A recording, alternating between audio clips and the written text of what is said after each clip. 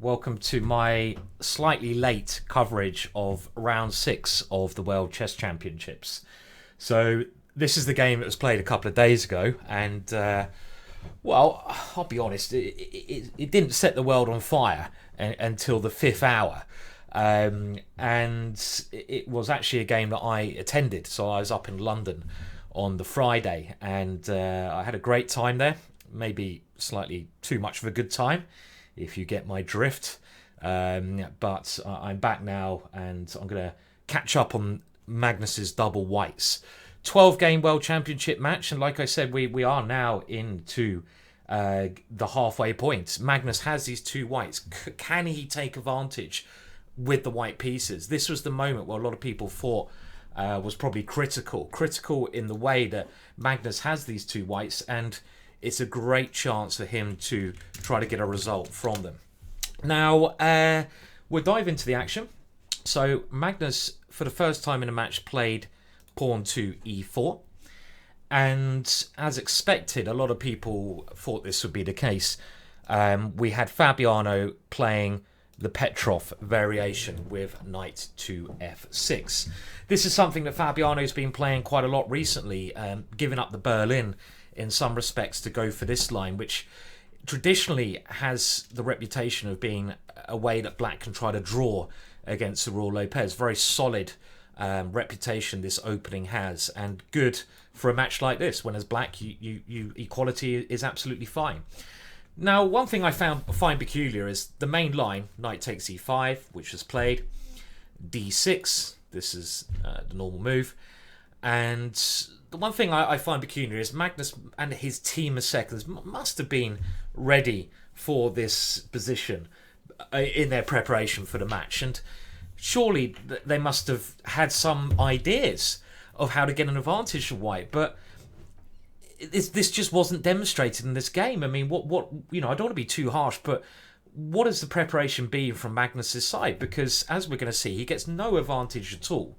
I mean, he also did this against Sergei Karyakin, but I was hoping that he would at least show some ideas in this World Championships, which we're yet to see in the opening.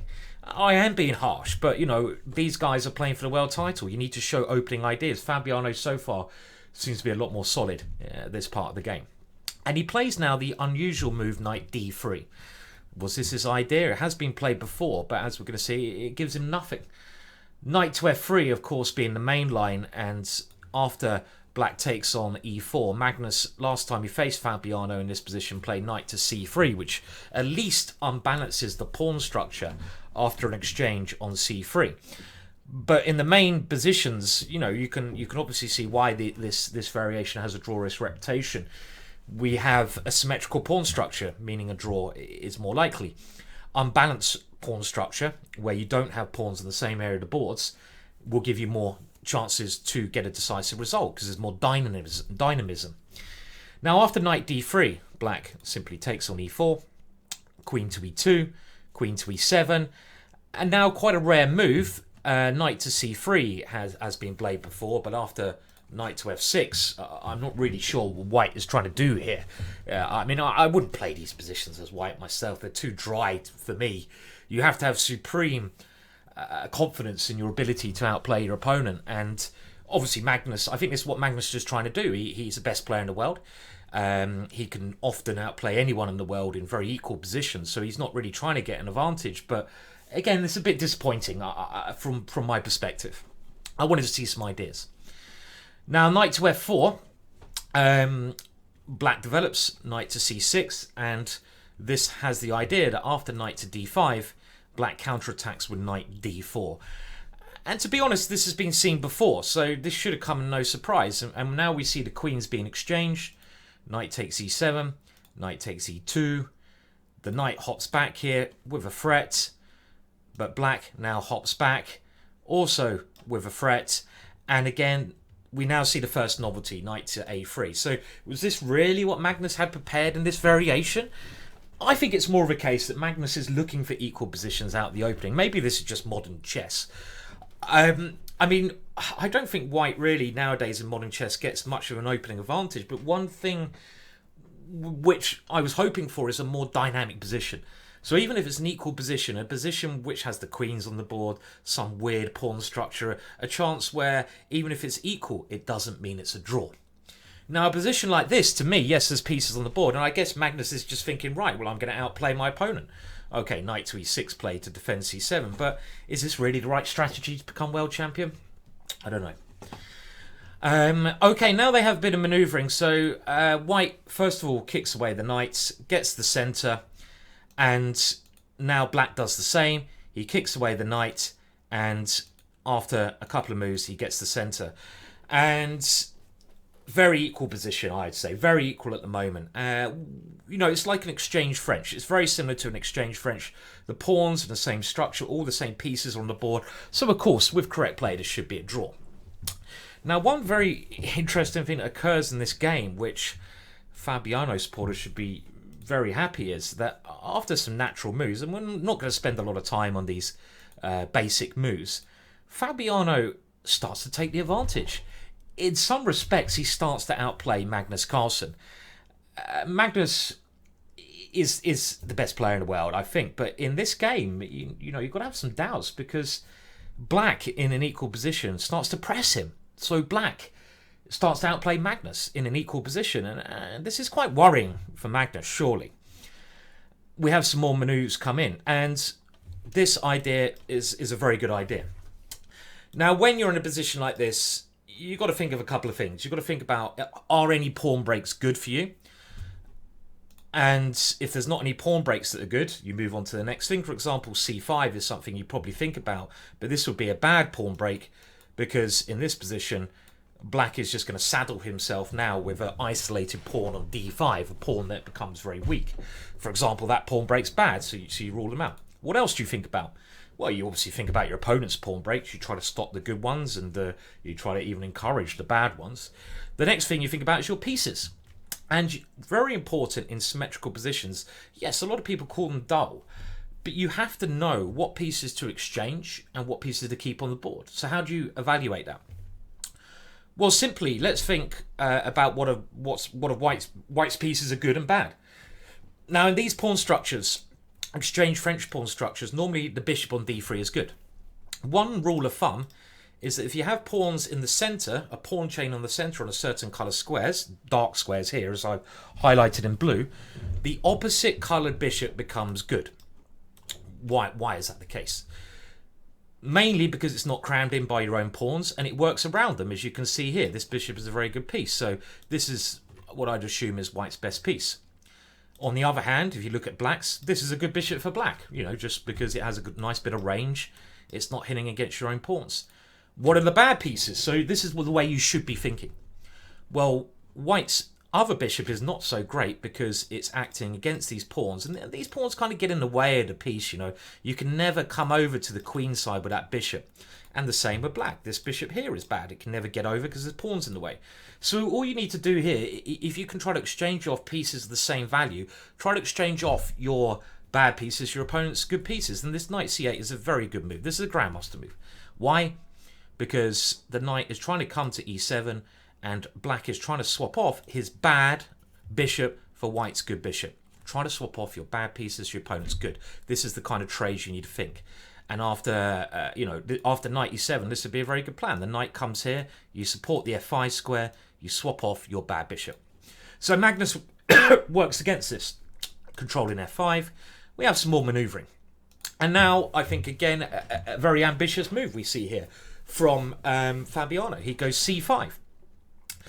The difference now is if Magnus takes on c5, this pawn is not going to be isolated for long. And after king g2, he goes d4 and gets rid of this isolated pawn. And in actual fact, black's pieces are more active because White's pieces are all cramped on the back. He has one less piece developed. So bishop c2 played.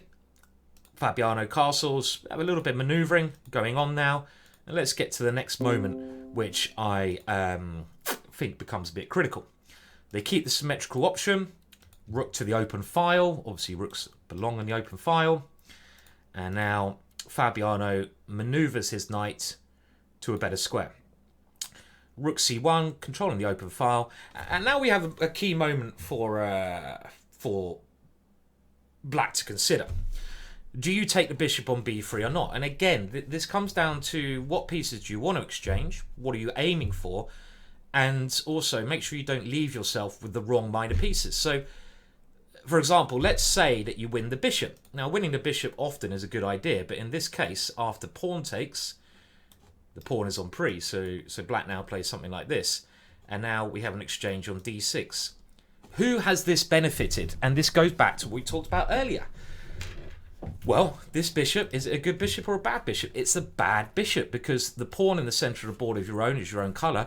So this bishop is merely defending your own pawns, and it can never really attack your opponent's pawn in the center. Well, it can't. It's on the wrong color. It can never attack that pawn. So this position would be a very good thing for Magnus. His knight dominates the bishop.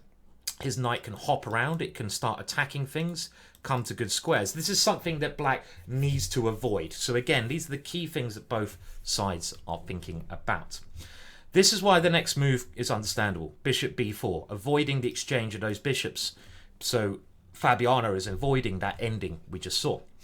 We go into maneuvering stage of the game. So let's now go a bit forwards, and Fabiano playing good, aggressive, active moves. So all credit to Fabiano, and he forces really Magnus onto the back foot now, because in this position Fabiano has done some great maneuvering with his knight, and he's the first person to find a target, the pawn on d4.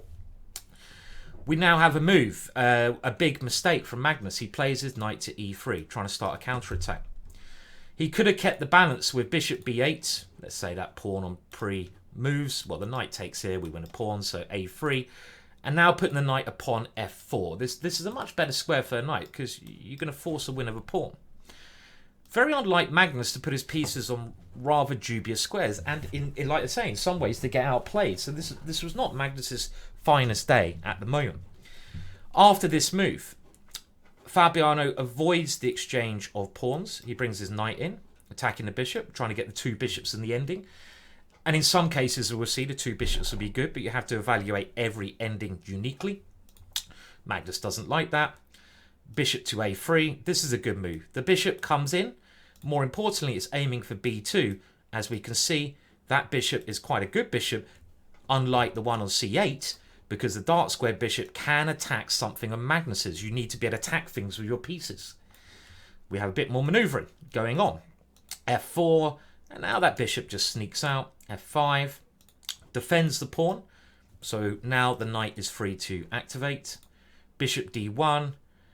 And here, a very simple way to play in this position would have been to take on d1 and play something like f6. Race the king towards the center. The two bishops, I believe, are favourable for black, mainly because this bishop, white's bishop here, is not particularly good. Because again, like I said, you need pieces that can attack your opponent's pawns. And what can this bishop attack? This bishop on b8. Well, it can't attack any of black's central pawns. So it's very hard for white ever to create threats in this position. And black has the two bishops. This bishop is very annoying for white. At some point, it can try to sneak in. Another thing that black can do eventually is try to sneak in and attack these. These two pawns make the position harder for black, though. They blockade black's bishops. Black would certainly prefer these off the board. The more open lines you have for your bishops, the better. For example, these bishops block up. But certainly Fabiano could have pushed for a win in this position. He goes to bishop b2. And now maybe knight 8 takes a2 was better, I feel. Keeping more tension. This was a slight error on move 40. But Fabiano certainly has the better position. Now he has a passed pawn. Some more maneuvering going on.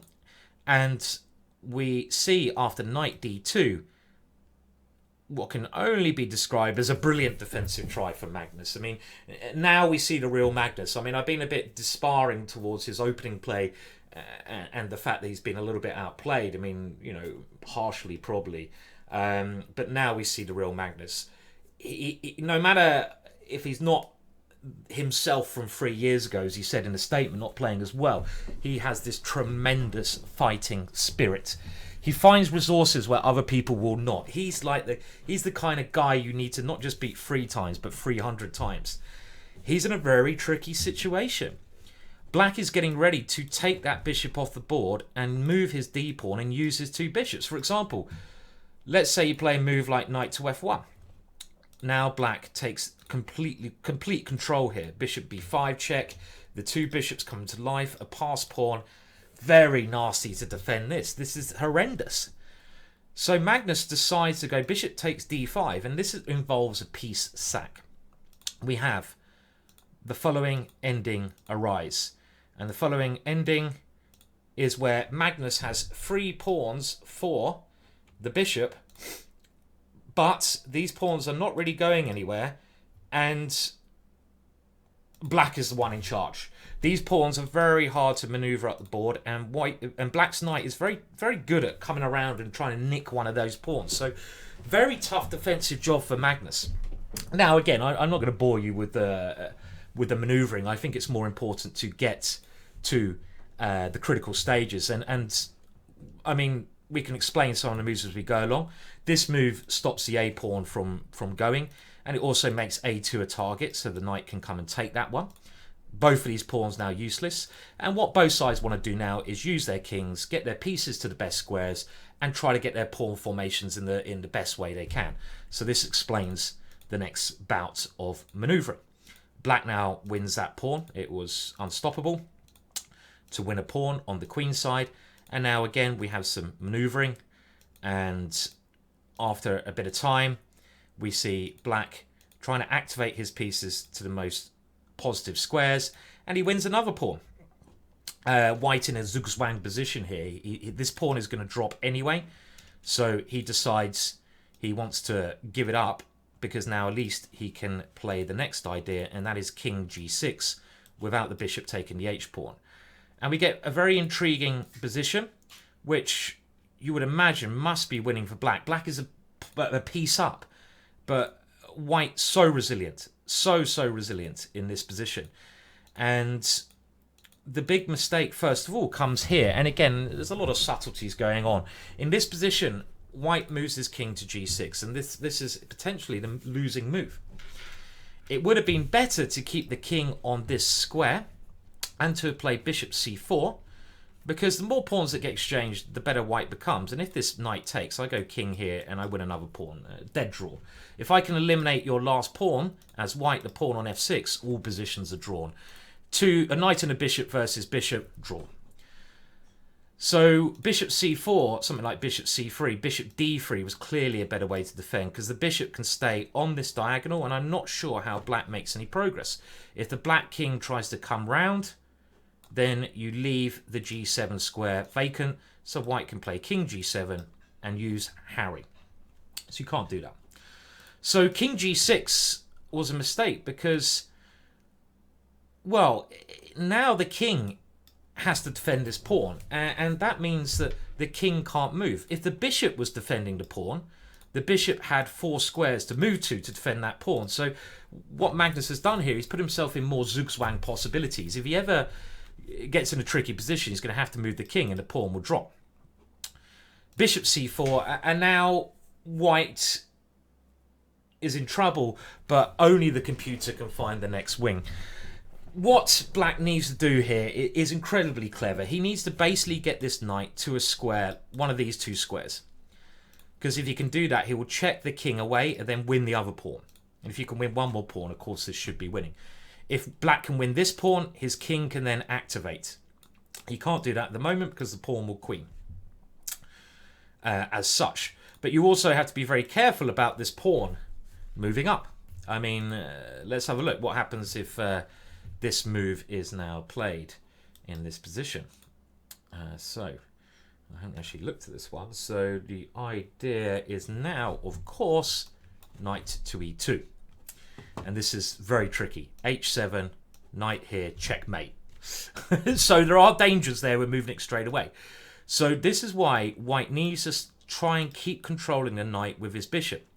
Now the computer gives the following amazing line. He gives bishop h4, and now this knight again is looking for squares. Bishop d5, knight e2, trying to come here or somewhere else.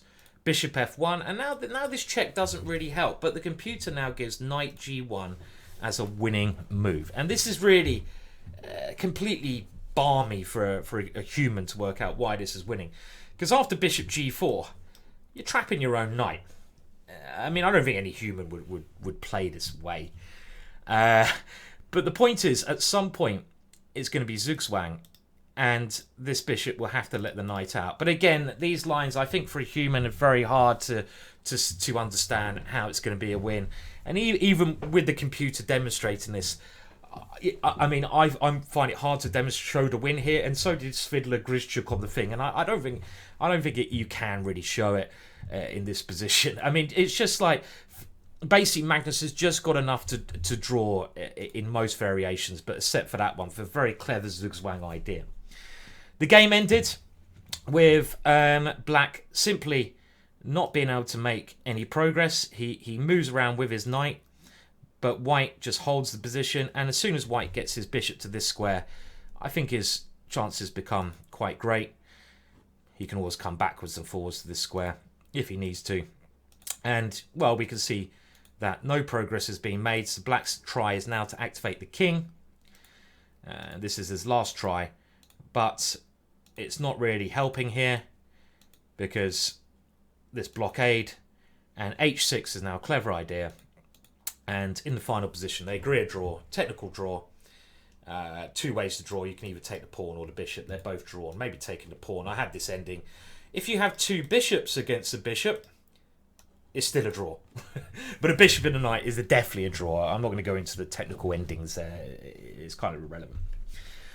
So, in some ways, slightly disappointing for me. Bit of a long game. I know this video is a little bit late because they've actually played one more game, which I'll bring to you tomorrow morning. First thing. So I'll try to keep up with these now. I've got a bit more time. Weekend was a bit busy. So I'll bring you game 7 in the morning. Please take a look at that. But at the moment, these guys really... The only one who's showing something in the opening is Fabiano. And I haven't been impressed with the opening preparation that has been shown. Am I being too harsh? Mainly. But that game was certainly positive for Fabiano fans, with Fabiano as Black outplaying Magnus. And okay, he misses a very difficult win, but he was the one clearly pushing for the whole game. So that was a small victory for Fabiano. We are now over the halfway mark. Is it going to go to 6-all? I would not be surprised. Thank you for watching this video. Please like, please subscribe. And again, sorry about the delay. I'll try to be more prompt with future videos. Goodbye for now.